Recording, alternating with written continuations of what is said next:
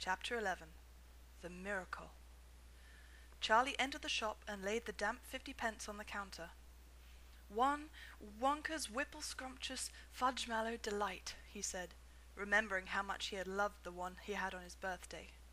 The man behind the counter looked fat and well-fed. He had big lips and fat cheeks and a very fat neck. The fat around his neck bulged out all around the top of his collar like a rubber ring. He turned and reached behind him for the chocolate bar. Then he turned back again and handed it to Charlie. Charlie grabbed it and quickly tore off the wrapper and took an enormous bite.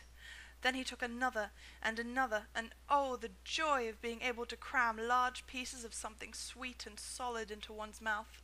The sheer blissful joy of being able to fill one's mouth with rich, solid food.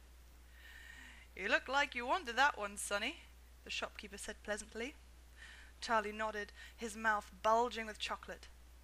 The shopkeeper put Charlie's change on the counter. "Take it easy," he said.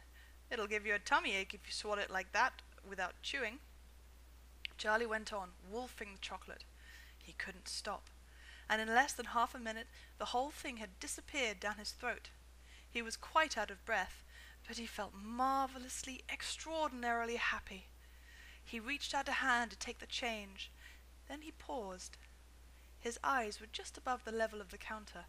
They were staring at the silver coins lying there. The coins were all 5-penny pieces.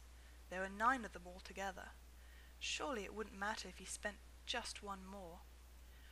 "I think," he said quietly, "I think I'll have just one more of those chocolate bars. The same kind as before, please." "Why not?" the fat shopkeeper said, reaching behind him and taking another whipple-scrumptious fudge-mallow delight from the shelf. He laid it on the counter. Charlie picked it up and tore off the wrapper, and suddenly, from underneath the wrapper, there came a brilliant flash of gold. Charlie's heart stood still. "It's a golden ticket!" screamed the shopkeeper, leaping about a foot in the air. "You've got a golden ticket! You've found the last golden ticket! Ha! Would you believe it? Come and look at this, everybody! The kid's found Wonka's last golden ticket! There it is! It's right there in his hands!"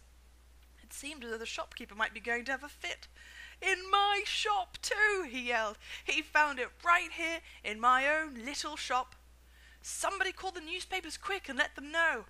Watch out now, Sonny. Don't tear it as you unwrap it. That thing's precious."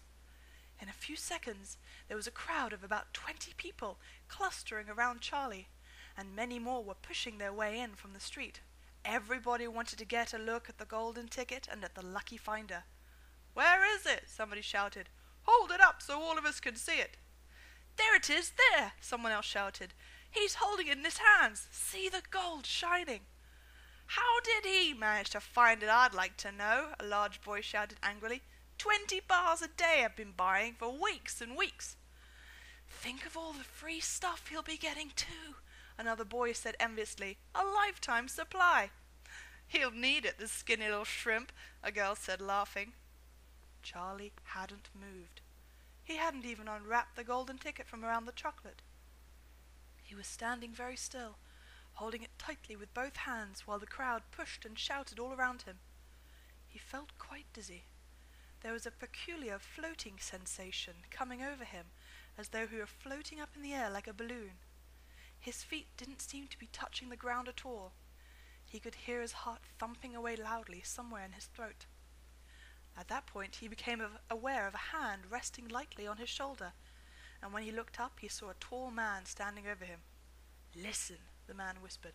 "I'll buy it from you. I'll give you £50. How about it, eh? And I'll give you a new bicycle as well, okay?" "Are you crazy?" shouted a woman who was standing equally close. "Why, I'd give him £200 for that ticket. You want to sell that ticket for £200, young man?" "That's quite enough of that," the fat shopkeeper shouted, pushing his way through the crowd and taking Charlie firmly by the arm. "Leave the kid alone, will you? Make way there, let him out."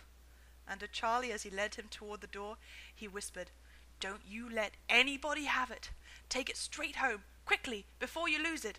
Run all the way and don't stop till you get there. You understand?" Charlie nodded. "You know something?" the fat shopkeeper said, pausing a moment and smiling at Charlie. I have a feeling you needed a break like this. I'm awfully glad you got it. Good luck to you, Sonny." "Thank you," Charlie said, and off he went running through the snow as fast as his legs would go.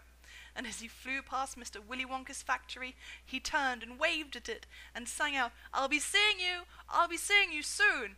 And 5 minutes later he arrived at his own home.